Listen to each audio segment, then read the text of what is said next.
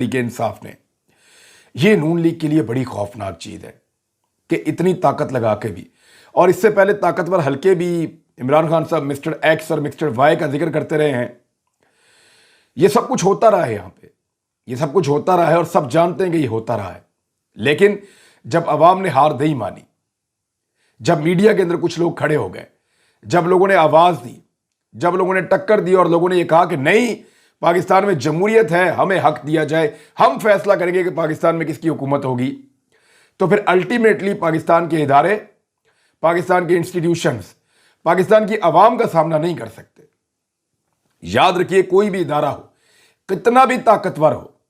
उनके पास कानून का सहारा हो, हथियार का सहारा हो, डंडे का सहारा हो, जेल का सहारा हो या कुछ भी हो, वो जितने मर्जी ताकतवर हो, लेकिन कभी भी अवाम से ताकतवर और बड़े नहीं हो सकते।